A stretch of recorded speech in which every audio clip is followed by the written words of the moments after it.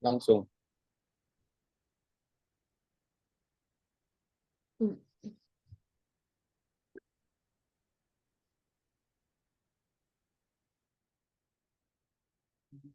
Boleh dimulai, Dit. Itu PPT-nya nggak bisa dibesarin, Dwi. Oke. Assalamualaikum warahmatullahi wabarakatuh. Kami dari kelompok 5 akan mempresentasikan hasil diskusi kami, yaitu tentang materi love. Sebelumnya, kami akan memperkenalkan eh, anggota kelompok kami terlebih dahulu. Ada pepatah ngomong, eh, maka tak kenal, maka tak sayang. Jadi, kami akan memperkenalkan diri terlebih dahulu. Saya sendiri Aditya Mesya Putra, dan saya tidak sendiri, yaitu saya bersama teman-teman saya. Ya, teman-teman saya yaitu Dwi Cahya Rahmadianti, Lilis Oktarisna Waru, Naya Oktavianingsih. Selanjutnya, kami akan lanjutkan materi kami yaitu tentang outline kami yaitu tentang pengertian love, komponen dari love, jenis-jenis love, faktor-faktor yang mempengaruhi love, penelitian terbaru terkait konsep love. Baik, untuk materi yang pertama akan saya sampaikan sendiri, yaitu tentang pengertian love. Pengertian love adalah cinta adalah reaksi emosional yang mendasar seperti marah, sedih, gembira, dan takut yang tetap menjadi topik menarik bagi semua kalangan, baik muda maupun tua. Hal ini tercermin dalam berbagai karya seperti drama, lirik lagu, puisi, dan sastra lainnya. Cinta adalah bentuk emosi yang mencakup keterkaitan, hasrat seksual, dan perhatian terhadap seseorang, serta memberikan rasa memiliki, keamanan emosional, dan kesehatan mental yang baik. Rubin mendefinisikan cinta sebagai sikap terhadap seseorang yang dianggap istimewa, yang mempengaruhi cara berpikir, merasa, dan bertingkah laku, serta berhubungan dengan kesehatan psikologis dan emosional. Komponen love.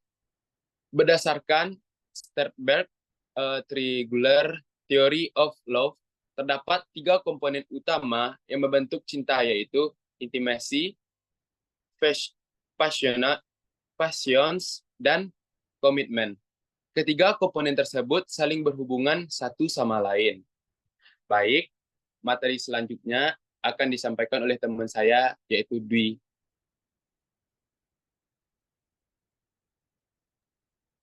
Baik, terima kasih moderator. Di sini saya akan menjelaskan tentang yang pertama itu keintiman atau intimasi. Keintiman adalah kedekatan emosional yang dirasakan antara dua individu yang menciptakan ikatan kuat dalam suatu hubungan. Ini mencakup perasaan hangat, kedekatan, dan berbagi, serta ditandai dengan interaksi yang kuat dalam dalam Baron dan Brain 2005.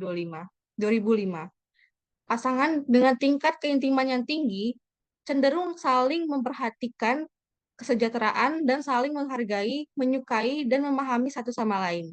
Dalam Baron dan Brain 2005. Yang kedua ada gairah atau passion.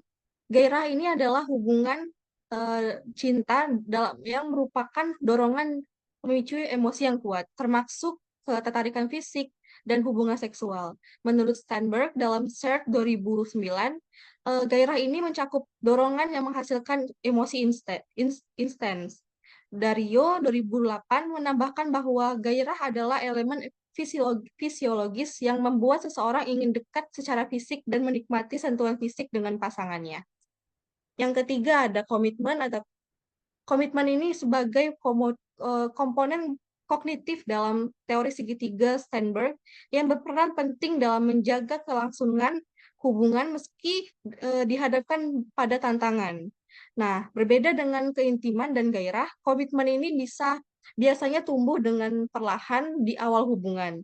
Namun, akan meningkat seiring waktu ketika pasangan menetapkan tujuan jangka panjang. Dalam Steinberg 2009. Baik, saya kembalikan kepada moderator.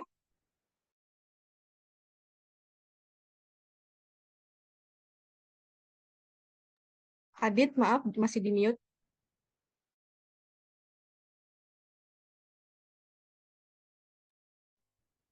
Baiklah, materi selanjutnya akan disampaikan oleh Lilis. Pada Lilis kami persilahkan. Baik, terima kasih moderator. Jenis-jenis love atau cinta. Sternberg tahun 2009 mengatakan bahwa kombinasi dari ketiga komponen tersebut akan menghasilkan jenis-jenis cinta yang berbeda. Berdasarkan ketiga komponen yang ada dalam triangular theory of love, Sternberg mengidentifikasi 7 jenis cinta yang didasarkan pada jumlah komponen yang terlibat dan komponen penyusunnya. Next. Jenis cinta yang pertama yaitu menyukai atau liking. Cinta yang hanya memiliki komponen keintiman tanpa gairah dan komitmen umumnya terjadi dalam hubungan pertemanan di mana terdapat kedekatan dan kenyamanan tanpa keinginan untuk hubungan jangka panjang. Yang kedua, cinta nafsu, infatuation love. Cinta yang hanya didasarkan pada gairah tanpa keintiman dan komitmen. Jenis cinta ini biasanya muncul dan hilang dengan cepat, seperti cinta pada pandangan pertama. Yang ketiga, cinta hampa atau empty love. Cinta yang hanya berlandaskan komitmen tanpa keintiman dan gairah, umumnya terjadi pada pasangan yang telah menikah lama atau pada usia lanjut, di mana keterlibatan emosional dan daya tarik fisik telah hilang. Sekian dari saya kembalikan kepada moderator.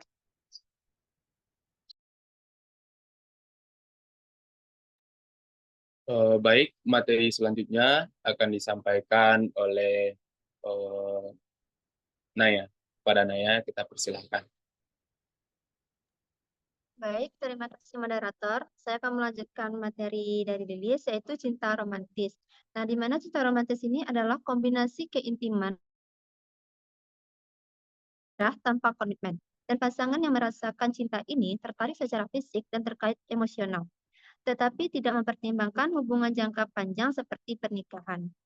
Selanjutnya yaitu cinta persahabatan. Cinta persahabatan ini adalah kombinasi keintiman dan komitmen tanpa gairah. Cinta ini biasanya berupa hubungan pertemanan dengan komitmen yang kuat dan jangka panjang, seperti dalam pernikahan yang lama di mana ketertarikan fisik tidak lagi dominan. Selanjutnya itu cinta buta.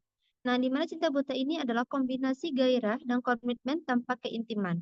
Jenis cinta ini seringkali sulit dipertahankan karena kurangnya aspek emosional antara pasangannya. Selanjutnya, selanjutnya itu cinta sejati. Nah, di mana cinta sejati ini dianggap sebagai jenis cinta yang sempurna karena menggabungkan ketiga komponen dari teori segitiga cinta. Nah, segitiga cinta ini adalah keintiman, gairah, dan komitmen. Ini adalah cinta yang ideal dan menjadi tujuan yang diinginkan oleh banyak orang. Cinta ini biasanya ditemukan dalam hubungan cinta orang dewasa atau antara orang tua dan anak. Meskipun mendapatkan cinta sejati mungkin mudah, mempertahankannya memerlukan usaha dengan mengimplementasikan ketiga komponen melalui ekspresi dan tindakannya nyata. Baik, saya kembalikan ke moderator. Baik, terima kasih. Untuk materi selanjutnya yang akan disampaikan oleh saya sendiri, yaitu tentang faktor-faktor yang mempengaruhi love. Menurut Fromm, faktor-faktor seseorang mencintai menurut Fromm antara lain kedekatan, kemenarikan fisik, kesamaan, dan kebutuhan saling melengkapi. Seseorang mencintai orang lain mencintai dirinya, dan keuntungan yang diperoleh dari suatu hubungan. 1. Kedekatan.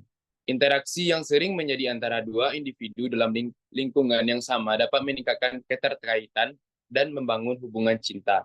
Misalnya, pasangan yang tinggal atau bekerja di tempat yang sama cenderung lebih dekat. Yang kedua ialah kemenarikan fisik. Penampilan fisik seringkali menjadi faktor penentu dalam ketertarikan awal, terutama bagi pria. Wanita di sisi lain lebih cenderung tertarik pada kepribadian pria. Kemenarikan fisik dapat mempengaruhi keputusan untuk menjalin hubungan. Baik, sekian dari faktor-faktor yang mempengaruhi law. Saya berikan kepada Dwi.